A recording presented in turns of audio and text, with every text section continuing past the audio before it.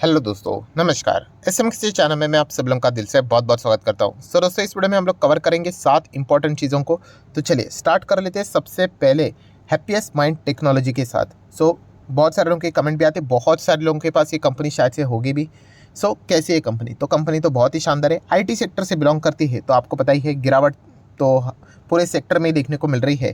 तो आप top level से अगर कैलकुलेट करेंगे तो बहुत अच्छी खासी गिरावट हम लोग को इसमें भी देखने को मिली है। अगर आपका नज़रिया लॉन्ग टर्म का है तो फिर आपको कोई भी चिंता करने की यहाँ पे ज़रूरत नहीं है, क्योंकि कंपनी फंडामेंटली स्ट्रांग है, इतना तो मैं आप लोगों को यहाँ पे बता सकता हूँ। हाँ, डेफिनेटली कंपनी के नंबर कैसे आएंगे इसके ऊपर हर किसी का फोकस यहाँ पे ज़रूर होगा।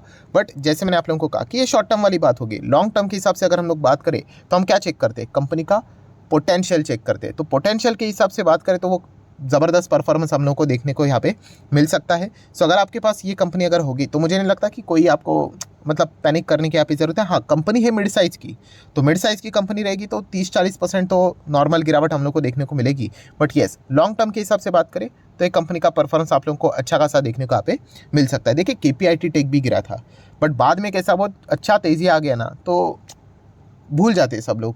मतलब आप जाकर चेक कर रहे ना, केपीआईटी टेक 60% क्रैश हुआ था, उसके बाद ज़बरदस्त तेज़ी आई थी, उसके बाद 40% क्रैश हुआ था।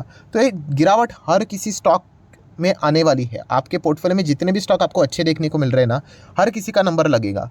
ठीक है, तो सिर्फ हमें ये चेक करना है कि क्या वो गिरावट के चलते कंपनी क्या वापस कभी कमबैक ही नहीं कर पाएगी। अगर उस सवाल का जवाब हाँ है तो फिर निकल जाइए, इतना सिंपल होता है।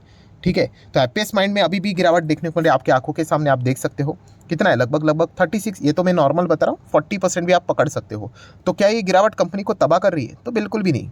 ठीक है, तो ये चीज़ें होना एकदम नॉर्मल सी बात होती है, शेयर मार्केट में एकदम आम बात है। आप 5 साल टिक कर देखिए, आपको सारी चीज़ें समझ में आ जाएगी। मतलब बताने का कंक्लूजन क्या है कि अगर मैं आपकी जगह पे होता तो ऑब्वियसली इस कंपनी को लॉस में नहीं निकालता। बाकी आपकी मर्जी, आप सभी लोगों को पता है, क्योंकि पैसा आपका है तो डिसीजन भी आप ही का होना चाहिए। देन हम लोग बात करेंगे लक्ष्मी ऑर्गेनिक। यस, लक्ष्मी केम की बात करें, केमिकल सेक्टर से जुड़ी हुई कंपनी। ये भी कंपनी जस्ट अभी अभी इनकी शुरुआत हुई है, पिछले बुल रन में ही हम लोग को ये मार्केट में एंटर करते हुए देखने को मिली थी। आपको पता ही है कि आईपीओ आता कब है? जब बुल रन हम लोग को देखने को मिलता है तभी यूजुअली आईपीओ की बारिश होती है। तभी ये कंपनी आई थी, उसके बाद रॉकेट की तरह तेज़ी देखने को मिली, उसके बाद वापस हम लोग को प्रॉफिट बुकिंग के चलते नीचे आते हुए देखने को यहाँ पे मिली है। तो अगेन कहना चाहूँगा, ये कंपनी ऐसी नहीं है कि ख़राब है या फिर ये, बट येस, ये कंपनीज़ में रिस्क ज़्यादा होगी क्योंकि एक स्मॉल कैप कैटेगरीज वाली कंपनीज़ है। तो इनमें अगर आप ब्लाइंडली जाओगे तो बहुत ज़्यादा दिक्कत यहाँ पे हो सकती है। बुरा मत मानना, बट बहुत सारे लोगों को कंपनी के मैनेजमेंट कौन है, कंपनी को चलाता कौन है, उनसे रिलेटेड मतलब कंपनी के सीईओ के तक नाम नहीं पता होते हैं। तो बस ऐसे ही जाके निवेश करके वो आ जाते हैं। चल गया तो ठीक है, नहीं चल गया तो क्या फ़र्क पड़ा। मतलब ऐसा करोगे तो फिर दिक्कत हो सकती है। हमें कोई रट्टा नहीं लगाना है मैनेजमेंट में कौन कौन व्यक्ति उनका नाम क्या है, बट एक थोड़ा सा ओवरव्यू तो हम लोगों ने यहाँ पे ज़रूर करना चाहिए। इतना तो मैं आप लोगों को यहाँ पे बोल सकता हूँ। देन अगर हम लोग बात करेंगे दोस्तों, तो रिलायंस इंडस्ट्री। येस, बहुत सारे लोगों के कमेंट भी आते रहते, सर क्या रिलायंस शेयर खरीदना ठीक रहेगा? मैं अगेन कहना चाहूँगा कि कंपनी के ओर से आप क्या एक्सपेक्ट करते हो, उस हिसाब से सारी चीज़ें डिसाइड की जाती है। अगर आप ये कहोगे कि बस 5 साल में ये कितना दिया, बस 121%, दोस्तों मतलब अच्छा परफॉर्मेंस दिया है इसने। ये इतना ही परफॉर्मेंस देता है, इससे ज़्यादा अगर मिल गया तो हम कह सकते कि हाँ, इसने खुद के ही परफॉर्मेंस को ओवरबीट कर दिया करके। ठीक है, अगर आप बॉलर से एक्सपेक्ट करोगे कि वो सेंचुरी लगा दे तो वो नहीं लगाएगा, बट अगर मार दिया तो समझ लेना कि इसने हाँ एक्सपेक्टेशन के भी बियॉन्ड जाके परफॉर्मेंस क्या है वैसा ही है। ये लार्ज कैप ब्लू चिप कंपनियां हैं, इनसे अगर आप मिड कैप टाइप के रिटर्न एक्सपेक्ट करोगे तो हमारे एक्सपेक्टेशन में गलती है। ठीक है, तो ये पॉइंट हमें समझ में आना चाहिए। अगर आप ये कहते हो कि मुझे 5 साल में पैसे को डबल करना है, उस हिसाब से मैंने रिलायंस के अपने पोर्टफोलियो में रखा है, आपका लॉजिक एकदम सही है। तो ये चीज़ें होती है। बहुत सारे लोग इसमें निवेश करते हैं और बोलते हैं ये चलता ही नहीं करके। अरे उतना ही चलेगा वो, आपको फिर छोटे छोटे कंपनीज पकड़ने पड़ेंगे एंड फिर वहाँ पे वॉलेटिलिटी भयंकर देखने को मिलेगी। रिलायंस इंडस्ट्री का काम उतना ही है। उस हिसाब से अगर आप देखते हो इसको तो ज़रूर आप चाहो तो कंसिडर यहाँ पे कर सकते हो। बहुत सारे लोगों का एक और सवाल रहता है, सर आगे जाके क्या जियो की लिस्टिंग यहाँ पे होगी? तो वो देखने वाली बात है कि होगा। जियो मतलब कौन सा? वो मेजर टेलीकॉम वाला हम जियो की यहाँ पे बात करें। ठीक है, वो देखना पड़ेगा लिस्टिंग होती है या नहीं होती है, डीमर्जिंग होती है या फिर आईपीओ आता है।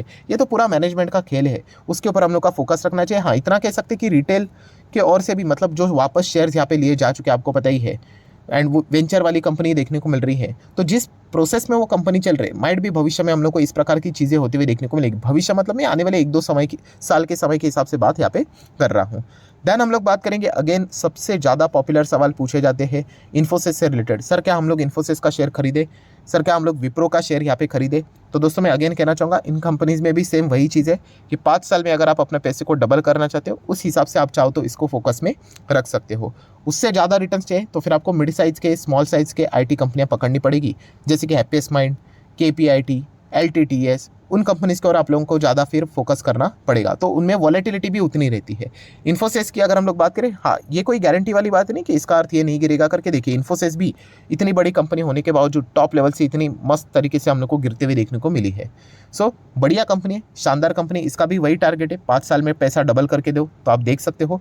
बट यूजुअली देखा गया तो देखिए विप्रो भी 5 साल में डबल करके देगा आपको पैसा, ऑलमोस्ट देखिए सेम ही है। मैं नेट रिटर्न्स की बात कर रहा हूँ, बट गालियाँ विप्रो को ज़्यादा पड़ती है। क्यों पड़ती है? हाँ इसमें आपको रोज़ तेज़ी नहीं देखने को मिलेगी। मतलब ओवरऑल अगर आप देखोगे ऐसा फ्लैट परफॉर्मेंस, बीच में रिटर्न्स बने, दैट्स इट, हो गया। मतलब कंक्लूजन की बात करें तो आपका पैसा डबल हो जाएगा 5 साल में, बट ये लिटरली आपका जान खा लेगा कि आप अगर पैसा इसमें लगाते हो। फॉर एग्जांपल मैं बोल रहा हूँ, चलो 10,000 लगा दिया तो कई टाइम तक वो 10,000 का 10,000 ही रहेगा, बट अल्टीमेटली आप 5 साल के बाद देखोगे ना, यूजुअली आपका पैसा यूजुअली डबल होते हुए देखने को यहाँ पे मिल जाता है। बट इन्फोसिस की बात करें तो देख सकते हो आप, यहाँ पे ऐसा नहीं होगा, वहाँ पे परफॉर्मेंस थोड़ा थोड़ा करके हम लोग को ऊपर जाते हुए देखने को मिल जाता है। मैं अगेन कह रहा हूँ टीसीएस, इन्फोसिस, विप्रो, देन एचसीएल टेक, इनका मेजर काम उतना ही होता है दोस्तों।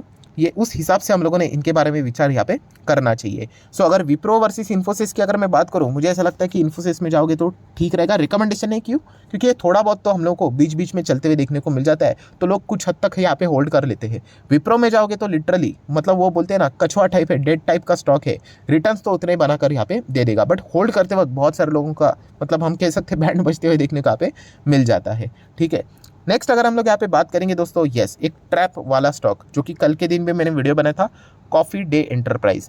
ठीक है, आज के दिन आप यहाँ पे देख सकते हो तेजी देखने को यहाँ पे मिली है। ठीक है, बहुत सारी खबरें आती रहेंगी यहाँ पे इससे रिलेटेड, बट ओवरऑल कंक्लूजन एक ही है दोस्तों कि अगर हमें नहीं जाना है तो नहीं जाना है। ठीक है, यहाँ पे मतलब प्रॉब्लम क्या होता है कि जो छोटे प्लेयर्स होते हैं ना, वो तेज़ी देखकर और डिसीजन ले लेते हैं करके। सर आप तो कल तो बोल रहे थे इसमें ये हो रहा है, वो हो रहा है, इंडसइंड बैंक ने ये केस है, ये हो जाएगा, प्रॉब्लम हो जाएगा, तो आज भी मैं वही बोलूँगा दोस्तों आपको। अगेन कह रहा हूँ कि तेज़ी देख लिया, अब आपने अपना डिसीजन बदल लिया, ये ऑपरेटर के लिए सबसे मतलब बोलते हैं ना फेवरेबल थिंग होती है। ठीक है, अगर कोई ख़राब माल अगर उनको आपको चिपकाना है तो वो वही करेंगे, स्टॉक को भगाएंगे, उसके बाद आप इमोशनली होके उसको बाय कर लोगे एंड उसके बाद डंप करने के लिए उनको मौका यहाँ पे मिल जाएगा। सो इंडसइंड बैंक मान लीजिए अगर कल केस भी वापस ले लेता है, ठीक है, स्टॉक फिर भी भाग लेता है, तो भी नहीं जाना है। क्यों नहीं जाना है? क्योंकि धंधा ही नहीं है, बिजनेस ही नहीं है उसके पीछे। अगर आप देखोगे कंपनी घाटे में चलती हुई देखने को मिल जाती है, छोटा मोटा बीच में प्रॉफिट होता है एंड कंपनी इतनी अच्छी होती, तो प्रमोटर क्यों निकल जाते? अब प्रमोटर ही देखो, मतलब कंपनी के मालिक यहाँ पे ज़्यादा देखने को नहीं मिल रहा, बट रिटेल इन्वेस्टर को भरोसा है, ये ऐसी चीज़ होती हुई देखने को यहाँ पे मिल रही है। तो अब मैं बस इतना ही कहना चाहूँगा दोस्तों, कंपनी का बिजनेस अच्छा होना चाहिए, जो कि इसका बिजनेस बिल्कुल भी अच्छा देखने को नहीं मिल रहा है, इसीलिए तो स्टॉक 87% डाउन है। थोड़ी ना टाइम पास करने के लिए स्टॉक ऐसे ही गिर जाते हैं। ठीक है, तो बस मैं जितना हो सके आप लोगों को वार्न यहाँ पे कर सकता हूँ। बाकी जैसे मैंने हमेशा कहा, पैसा आपका है, बाइंग डिसीजन आपके पास है, बाइंग बटन आप लोगों के पास है, आप चाहो तो खरीद सकते हो, आपकी मर्जी। बट मैं इतना ही कहना चाहूँगा दोस्तों, ऐसे कंपनीज मतलब कल कितना भी भागे, अवॉइड करना ही ठीक रहेगा। ये न्यूज़ बेस्ड स्टॉक है, छोटा मोटा खबरें यहाँ पे आती रहेगी, अफवाहें आती रहेगी, इसके चलते स्टॉक भागते रहेंगे और आप बीच बीच में यहाँ पे अटकते रहोगे। ठीक है, तो देखिए अगर आप बॉटम पकड़कर कैलकुलेट करोगे ना, तो आप आर्ग्यूमेंट तो हर किसी स्टॉक में कर सकते हैं। देखिए बॉटम पकड़कर आप क्या बोल सकते हो, अरे सर देखिए ये तो 327% के रिटर्न दे दिए, ऐसा तो नीचे से पकड़कर कोई भी कैलकुलेट यहाँ पे कर लेगा। बट क्या वो बॉटम किसी को पता होता है? किसी को भी पता यहाँ पे नहीं होता है। एंड यूजुअली जो बड़े प्लेयर्स होते हैं वही यहाँ पे बॉटम पे खरीदते हैं और फिर स्टॉक भाग जाते हैं, क्योंकि उनकी क्वांटिटीज़ बड़ी होती है एंड फिर डंप करने के लिए रिटेल इन्वेस्टर मिल जाते हैं। इसीलिए तो पब्लिक होल्डिंग देख लेना 80-85% रिटेल इन्वेस्टर की वहाँ पे जा चुकी है। सो बस मैं इतना ही कहना चाहूँगा, दूर रहिए ऐसे स्टॉक से, वरना आपके पोर्टफोलियो को लिटरली खत्म कर देगा। देन हम लोग बात करेंगे इंडिया मार्ट से रिलेटेड। तो इंडिया मार्ट से रिलेटेड सवाल क्या आते हैं, सर यहाँ पे बायबैक के लिए इतनी अच्छी खबर यहाँ पे आई थी। तो दोस्तों देखिए, जो ट्रेडर होते हैं ना, वो उतना फ़ायदा यहाँ पे उठा लेते हैं। देखिए उनका फ़ायदा हो गया, फिर वो चले जाते हैं यहाँ पे। सेम चीज़ आप लोगों को यहाँ पे और किसी स्टॉक में देखने को मिलेगी, आरती ड्रग्स में भी देखने को यहाँ पे मिल सकती है। इनफैक्ट अगर देखा गया तो इंडिया मार्ट के तो एटलीस्ट नंबर तो अच्छे थे। आरती ड्रग्स की बात कर तो नंबर में भी इतनी एनर्जी नहीं थी, सिर्फ एक ही चीज़ में एनर्जी थी, कौन सी? बायबैक की करबर, 75% का प्रीमियम, दैट्स इट। तो यहाँ पे क्या करते हैं शॉर्ट टर्म वाले कि जितना हो सके इसका फ़ायदा यहाँ पे उठाएंगे, वो पूरी तरीके से नहीं रुकेंगे। वो 900 रुपये का प्राइस बताया ना, तो वो पूरा 900 के आसपास तक यहाँ पे रुकते नहीं है। उसके पहले जितना उनका पैसा यहाँ पे बन जाता है अच्छी तरीके से, अभी अगर आप देखोगे 2 दिन के ही हिसाब से उनका 20% तक के आसपास का रिटर्न यहाँ पे बन चुका है, क्योंकि आज के दिन भी देखा गया तो अच्छी खासी तेज़ी बनी थी। फिर उसके बाद यहाँ पे गिरावट क्यों आ जाती है, यस, तो फिर वो प्रॉफिट बुकिंग हो जाती है। ये शॉर्ट टर्म वाले होते हैं दोस्तों, ये चीज़ें आप लोगों को यहाँ पे समझनी है।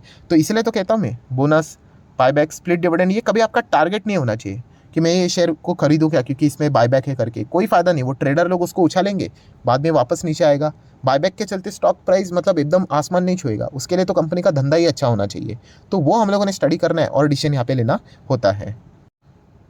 सो आशा करता हूं दोस्तों वीडियो हेल्पफुल लगा होगा, कुछ नई चीज़ें सीखने को मिली होगी। तो आप चाहो तो इसको लाइक एंड शेयर कर सकते हैं। डीमैट अकाउंट अगर आपने अभी तक ओपन नहीं किया तो लिंक नीचे डिस्क्रिप्शन में 25 वीडियो की लिस्ट भी आपको बिल्कुल फ्री ऑफ कॉस्ट मिल जाएगी। आपका नाम, कौन सा अकाउंट आपने लिंक के थ्रू ओपन किया, प्रॉपर्ली कमेंट में मेंशन कर देना। तो हफ्ते भर के अंदर सारे लेक्चर्स मेरे साइड से फ्री ऑफ कॉस्ट प्रोवाइड करते जाएंगे ताकि आप शेयर बाजार को आसान भाषा से सीख सको। So that's it, thank you very much दोस्तों, we will be meeting our studio, तब तक के लिए बाय बाय।